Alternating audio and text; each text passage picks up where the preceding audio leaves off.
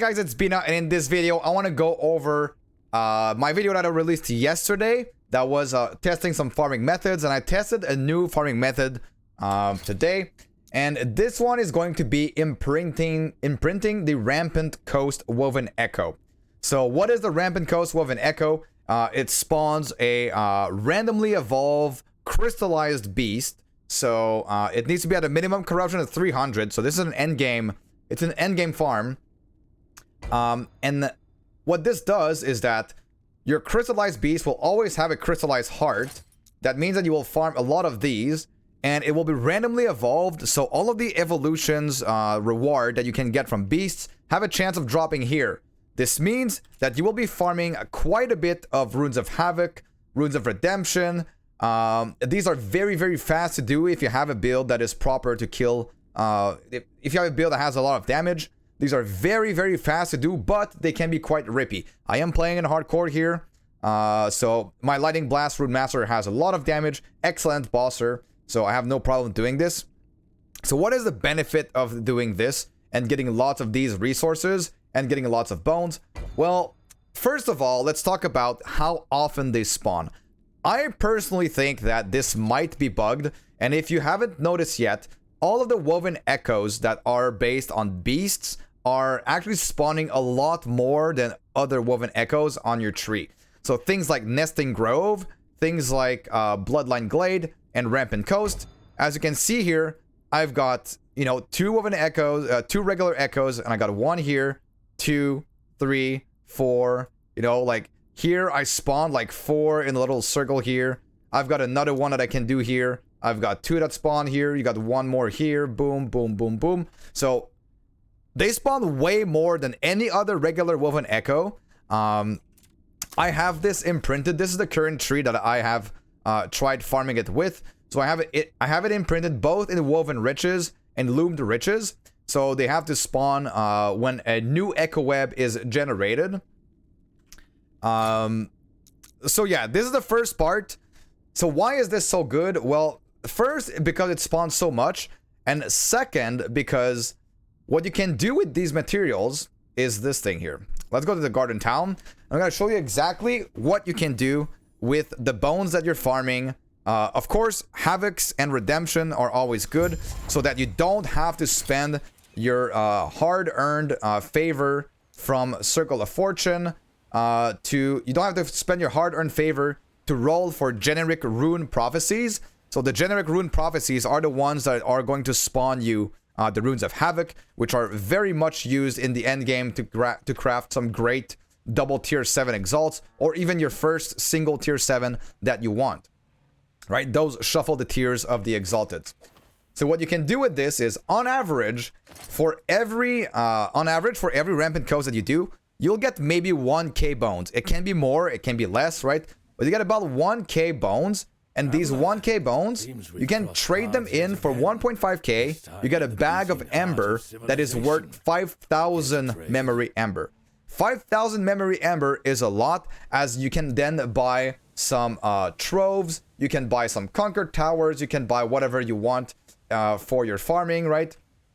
So this memory ember farm, so you're farming only bones to farm memory embers, and on top of that, the Rampant Coast will drop you a whole bunch of actual primordial uniques. And so with the most recent patch, they've added all of the primordial uniques can drop. So you'll drop all of them. You will drop also some runes of evolution. You'll drop a bunch of materials and a bunch of bones to be able to buy these bags of memory ember. One trick that you can do is that while you are running your maps to be able to get to the Rampant Coast, you evolve your beast and you prioritize getting the horns. The horns is going to be the most important material for you to be able to buy these bags. I'm going to buy all my bags here. So the bones are very, very important. And so in your regular map, you upgrade your beasts so that they drop you horns. And then when you do the Rampant Coast one, you'll get all of the other materials, a bunch of bones, a bunch of primordials. So you probably don't even have to worry about buying your primordials, and you only have to worry about buying the bags of ember. But of course, if you're earlier in your progression, or if you're really wanting to get a certain unique with LP, you can always buy it and you'll get a bunch of materials. But I think the most efficient part here is really buying the bags of amber for 5k memory amber for only 1.5k bones, which is this is a fight. Oops, this is a fight that takes literally, I don't know, 10 seconds to do. It takes 10 seconds to do, and it drops you almost 5k ember, and it spawns way more than any other Woven Echo here. And then with 5k memory ember, which you make just about in like 10 seconds, you can buy Unclaimed Trove for 3.5k only. So you can buy almost two troves. You can buy more than 2 Conquer Towers. Like, the possibilities are endless, right? If you want the Seeker Summit, you can buy to get like a better belt, which I might do here. Orange Descent, very, very good belt. So I think this is probably the premier strategy for farming everything in this patch, since this not only gets you memory ember, it gets you beast materials, it gets you primordials, it gets you of course, it's not like you're not only farming favor. So if you're looking to farm strictly favor or optimize your favorite farm, there are other strategies. But because you have such a high need of Runes of Havoc, not only are you farming a lot of beasts in your regular maps, but you're also farming a lot of beasts in your Rampant Coast imprints, so that you'll get even more Runes of Havoc, so you can spend that favor and time, because the time re-rolling for the Runes Prophecies is very, very long. If you've never done it before, it's quite a pain, honestly. I wish that they reworked a little bit the re-rolling so that it's more streamlined, and we don't have to actually spend that much time when we're specifically looking for one thing, and we're gonna re-roll anyways for that one specific thing. But yeah, no control over that. Anyways, this is not what this video is about. This video is about my new favorite strategy for farming everything in the game efficiently. So I'll go over why I took certain nodes in my Weaver tree. So as usual, I always grab all of the imprints: Commoner's Riches, Sealed Riches, Echoing Riches, and Warlord's Riches. Arguably, Warlord's Riches you could like not take, but if you have a certain item that you wish to drop a sealed affix at tier 7, this can be pretty good, right? So let's go over this route first. Increased champion spawn rate. Champions are pretty good for almost everything. They grant you a lot of XP. They have a chance to be accompanied by loot lizards, as I took with this tree here. So this tree focuses on champions, imprints, loot lizards, and beasts. Also twin mage chance for the exiled mages in your echoes, since I was farming for a good Mad Alchemist Ladle. But then again, these twin mages, they also are very good because they will spawn more champions. When you open a rune prison, there's a chance that a champion will appear to fight the exiled mages. So this increases your chances. You can get 2 champions and two mages in only one of those rune prisons. So afterwards, I go down here and I grab the increased Rift Beast chance and extra bones because they will be accompanied by more enemies. So this will make it so that in my regular echoes, I always look for, if I encounter a Rift Beast, if I encounter a Rift Beast, I will be able to go inside of it and get more loot from it, right? Because everything is based on this specific currency, which is the bones and all of the materials here. Then I go for the loot lizard approach with this one here. Loot lizards in your echoes have a chance to drop a pile of exalted items. I grab all of the good nodes for the loot lizards down here. More loot lizard spawn rates here. And I don't grab the guaranteed unique item. You can do this if you want, but I just don't grab it. I had an extra point to put somewhere else instead. But you could definitely grab this one. I am mainly looking for a lot of exalteds. The blue and green loot lizards. The green loot lizard will drop you a lot of these. A lot of temporal keystones. Temporal keystones are used to fight bosses or like increase your stability and be able to fight the bosses fast. And so I'm farming for a 2 LP Twisted Heart of Eukaros. So that is why I decided to go for this node. Favor cash spawn, always nice to get more favor, since that is going to be your prophecy, currency, and prophecies are used to farm pretty much all of your items. One thing to keep in mind is when you are farming, you want to try to get double exalted pretty fast, right? So I would highly recommend running a lot of Conquered Tower 2. So if you are going for the Rampant Coast, you could only like imprint one and get another imprint for any other one that you are trying to farm. For example, Conquered Towers or something like that. I don't know what is the best, if it's like 2 Rampant Coasts is best, or doing 1 Rampant Coast and 1 of the other imprints, because I feel like the Rampant Coast just spawns so much more that it might be more efficient to go with double Rampant Coast, but I could be totally wrong about this, guys.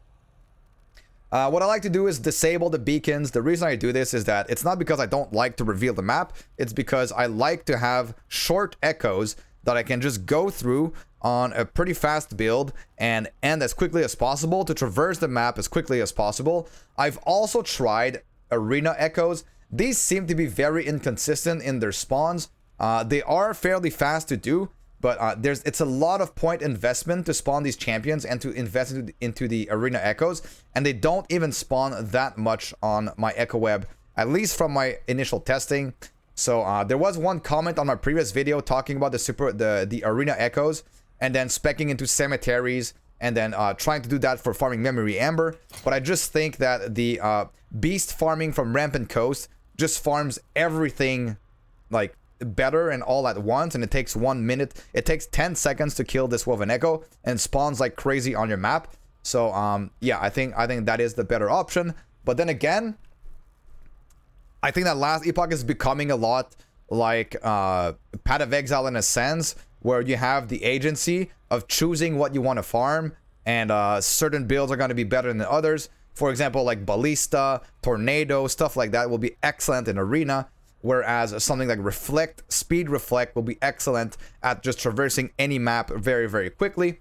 So yeah, that is what I think is happening with Last Epoch. There's many different strategies which are all seemingly viable and on the relative power level of farming not equal, but like it's very hard to determine what is best, because one build will be best at one thing and another build will be best at another thing, and then it's also about what you like to do. But overall, this is what I think in this season is best. It is Rampant Coast imprinting.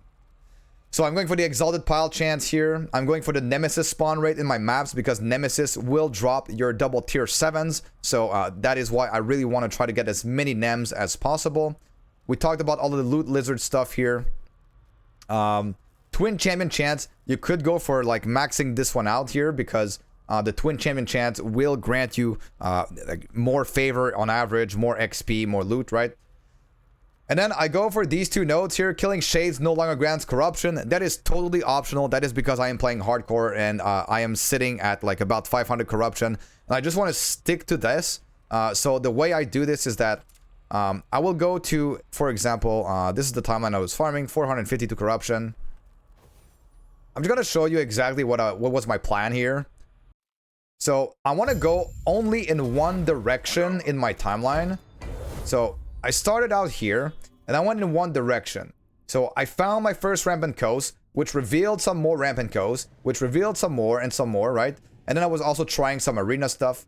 But I feel like arenas, they do spawn a little bit like this, but sometimes you get like some insane, like here, there's a whole clusters without arenas. If it was like, you know, at least 50% arenas, it would be pretty fun. But I think it is not right now. So maybe they buff this eventually. But I want to go in one direction, grab all the Rampant Coast, go as far as possible, and then I'm going to do this shade as far as possible from my echo web, and then I'm going to reset the web. I will not go towards all of these other directions, because you can also farm shade, which are far away, which have more chances of dropping stuff like your... more chance of dropping things like the belt that increases melee damage, right? What is the name of that belt again? Belts. I can find it. This one here, Shattered Chains, right? More melee damage per stack of doom. I'm surprised there is still the typo here after so many patches of 5% more melee damage per stack of Doom. Or maybe it just amplifies the more melee damage of Doom. Whatever. Doom is increased damage taken. Anyways. But you're farming Shutter's Chains. You're going to be farming some Omnis as well, right? You're going to be farming some Omnis. You're also going to be farming some Siphon of Anguish. Siphon of Anguish. So, the further you are, the better your odds that Shade of Orbis actually drops you those more rarer drops. So that is why I'm going for this. So after what I would do here is kill the Shade. It would reset my web with keeping the corruption, and then I would do the same thing again. I would go in the one direction as far as possible. The highest Shade that you can find is a plus 18 base. So this one is only a plus 14. But I feel like it's good enough for me to reset, since I don't want to like explore too much, since it seems like my web is branching out in like a bad direction. I'm just gonna go with a plus 14 and be done with it. So did we talk about all of the Weaver tree here? I went for this thing here. So we go this way. We grab the increased champion spawn chance, increased champion spawn right here, more champion with the exiled mages, and then the nemesis, right? There are other good nodes if you're playing softcore especially. All rare enemies are enraged but drop additional runes and glyphs. This can be very, very good if you're trying to farm some Rooms of Havoc as well. But I would probably grab this in hardcore. The only thing is Warden's Echo is right before it. And the rare and dungeon enemy pack chance. The dungeon enemies are extremely rippy, so I do not recommend this for hardcore. But if you are playing softcore, I would 100% go for Fury and Fortune. There are some other champion nodes, since we are heavily investing into champions. You can go for bosses and rare possession chance as well. But yeah, this is my woven tree, which I will link my character profile down in the description below. And you will be able to find my woven tree, my exact character that I use to farm this on, and all of the details about this. So, TLDR, guys, farm Rampant Coast, imprint it on your Weaver tree, and then just blast some maps and do these to be able to buy the bags that will get you Memory Ember, to be able to buy whatever woven echoes that you want. Maybe Conquered Tower, maybe Unclaimed Troves, or any other one. If you have any other farming strategies that you'd like me to try, please comment it down below. I'll read it. And even though I don't answer all the comments, I do read them. And I do look at what seems interesting. Yeah, in terms of, you know, the more people we are that try to figure out how things work, the better we will be at the game. So, hope you enjoyed this kind of video. And I'll see you guys all in the next.